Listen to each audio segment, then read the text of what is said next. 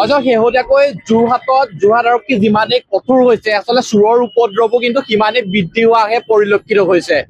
শেহতীয়াকৈ যোৰহাট নগৰত চিলনী চোৰৰ পৰা আৰম্ভ কৰি কেইবাখনো দোকানত চোৰে আচলতে তেওঁ কিবা লক্ষাধিক সামগ্ৰী চুৰি কৰিছিলে আৰু কালি নিশাও যোৰহাটত এক চুৰিকাণ্ড সংঘটিত হৈছে।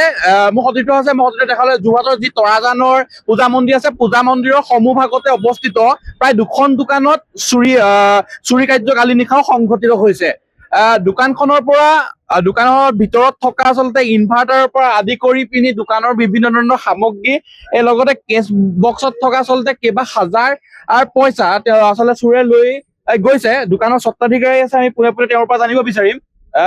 কালি নিশা আপোনাৰ দোকানৰ চুৰি কাৰ্য হয় আপোনাৰ এই ইনভাৰ্টাৰটো এইখিনিৰ পৰা লৈ গৈছে। ইনভাৰ্টাৰটো এইখিনিৰ পৰা লৈ গৈছে। তাৰপিছত ইয়াত কেইটামান এনাৰ্জি ড্ৰিংক আছিলে, সেইকেইটা লৈ গৈছে অলপ দামী। তাৰপিছত এই চকলেটৰ ফ্ৰিজত আপোনাৰ চকলেট সেইদিনাখন মোক দি থৈ গৈছিলে। মোটামুটি ধৰক গোটেই ফ্ৰিজত এক পিছো মাল নাই, আপুনি চাব পাৰে তাত। এক পিছো মাল নাই, তাত গোটেই ফ্ৰিজখন খালী কৰিলে।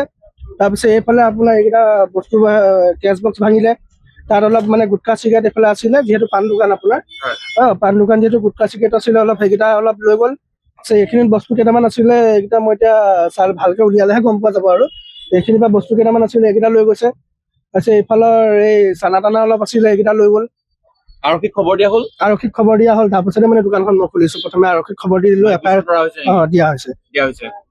এফআইআৰ এখন দিয়া হয়, তাৰপিছত আৰক্ষী বাহিনী অহাৰ পাছতে মানে মই দোকানখন মুকলি কৰিলো। কেছ বক্সতো পইচা আছিলে? কেছ বক্সতো আপোনাৰ পইচা আছিলে, আপোনাৰ ধৰক মোটামুটি ধৰিলে আপোনাৰ 300 টকা মান আছিলে। বেছি মই কেছত পইচা নথওঁ। বাকী মানে বস্তু বাহিনীতহে মোৰ বেছি মানে অলপ বস্তু লৈ গৈছে, সেইকেইটাতে অলপ মানে মোৰ ইনভাৰ্টাৰটো লৈ গৈছে। এইবাৰ ইনভাৰ্টাৰ বেটেৰী দুটাই নিছে, যিহেতু কাষৰ দোকানটো আপোনাৰ গম পাইছে, তাৰো ইনভাৰ্টাৰ বেটেৰী একেলগে লৈ গৈছে দুইখনে। কাষৰ দোকানৰ স্বত্বাধিকাৰী ইয়াতে আছিলে। মোৰ আপোনাৰ এইবাৰ সৈতে 3বাৰ হ'ল। 3বাৰ হৈছে মানে পূজাৰ পিছতে অকমান সেইখন দেখিছে চাগে, সেইখিনিতে আপোনাৰ সেইফাল দিয়ে এবাৰ সোমাইছিলে। ফাষ্টফুডৰ দোকান। মোৰ ঘৰ আপোনাৰ সোণাৰীগাঁৱত। মই দোকানখন দিয়ে চলি আছিলো। তেতিয়া আপোনাৰ এইবাৰ সৈতে 3বাৰ হ'ল। এইবাৰ বেটেৰীটো লৈ গ'ল। যোৱা কিবাৰত আপোনাৰ নগদ ধন লৈ গৈছে। এইবাৰ নগদ ধনৰ সৈতে আপোনাৰ বেটেৰী আৰু মেচিনটো লৈ গৈছে। মই আৰক্ষীক এবাৰ খবৰ দিয়া হ'ল, বাকী এইবাৰ দিয়া নাছিলো বাৰু। এইবাৰ খবৰ দিয়া হ'ল। মই আপোনালোকৰ মাধ্যমৰ দ্বাৰাই এইটোকে ক'ব বিচাৰো যে এইদৰে যদি চুৰি হৈ থাকে, জনসাধাৰণ কেনেকে সুৰক্ষিত হৈ থাকিব। মই আজি কিবা এটা কৰি খাই থকা সাধাৰণ নাগৰিক হিচাপে মই আজি কিবা এটা কৰি খাই আছো। যদি এইটোকে বাৰে বাৰে যদি এনেকুৱা হৈ থাকে, মইতো মানসিকভাৱে হতাশাত ভুগিম। তাকে মই আপোনালোকৰ মাধ্যমৰ দ্বাৰাই আৰক্ষী বিষয়াক এইটোকে জনাব বিচাৰিছো যে সোনকালে কিবা এটা ব্যৱস্থা লওক। ইয়াৰ আগত মই পুলিচক জনোৱা নাছিলো বাৰু, যিহেতুকে বৰ বেছি অনিষ্ট হোৱা নাছিলে। মই সেইবাৰ ভাবিছিলো বোলো ভালকে অলপ দোকানখন বনাম বুলি ভাবিছিলো। বাকী মোৰ কথা ক'বলগীয়া কথাখিনি এইখিনি যে আৰক্ষী বিষয়াজনে অকমান যাতে গুৰুত্ব দি চায়।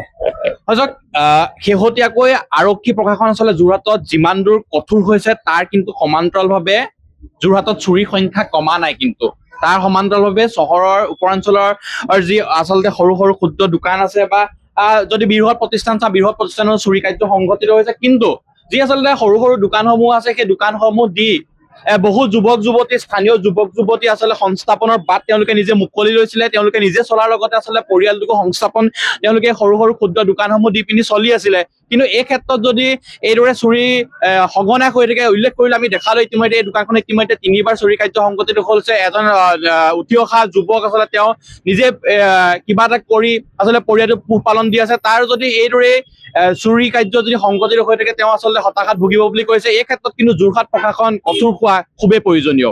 সময়ৰ খবৰ সময়ত পাবলৈ ফলো কৰক টাইম অফ।